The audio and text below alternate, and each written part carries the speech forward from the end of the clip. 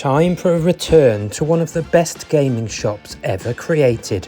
Doorway to Dorkness, the new and improved model. Not that it needed improving. If you have never stepped foot in this establishment, I urge you to immediately. You will not be disappointed.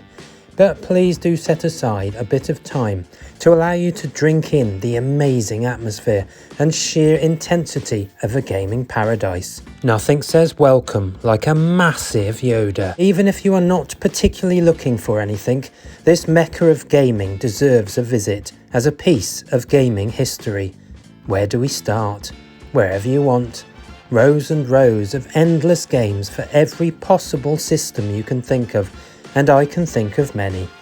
Prices are reasonable and carefully curated to give you that satisfying sense of a bargain, but at the same time being relevant to current market trends. I stopped off here with a good friend. Located in Doncaster, famed for horse racing, railways and aviation, and a lot of famous people, including that bloke off Top Gear and Paddington Bear. I was not interested in bears on this particular visit. I was interested in multimedia amusement across a multitude of gaming consoles, and maybe a light sprinkling of toy heaven, if time allowed. Never really got the whole plastic people in plastic boxes craze, but each to their own. That's the beauty of collecting. It is a personal endeavour, and I always say it's whatever makes you happy. Well, I don't always say that. I've just said it now, really. I was not really after anything in particular, only to mildly increase my PlayStation 3 3D collection. Sadly, there was nothing here that I didn't already own, but I did walk away with a couple of choice Blu-ray 3D titles. Peripherals and pads, not a clever name for a retro-themed bar, but on offer here in large quantities because you never know. Collecting is a funny thing. Never pay for things beyond what you can comfortably afford. Many games can be easily emulated these days, but it still doesn't feel the same as cracking open a case or gently manipulating a cartridge out of a long box to boot up on your 30-year-old console. There is a real connection to the past, and one that digital media will never be able to fully replicate. Doorway to Dorkness have games for anyone's budget, but it is not just about games. You fancy setting yourself up with a nice console, a handful of games, and a few toys from your childhood. Everything is here. We did struggle to think of anything that wasn't here. So take your time, drink in the nostalgia. You're going to be here a while. Time and dedication to organisation means everything is immediately viewable. Be warned, you may get game title blindness. Maybe a small list would be adequate if there are particular things you are after. All of the staff are incredibly friendly. Full permission was granted to film the store. If there is anything you are after or not sure about, they are always on hand to assist. This really makes the experience, knowing you are also in good hands of true, like-minded individuals who clearly have an interest in gaming and wanting you to have a nice time. All the usual pangs of nostalgia, from Turtles to Transformers, Doorway has it all.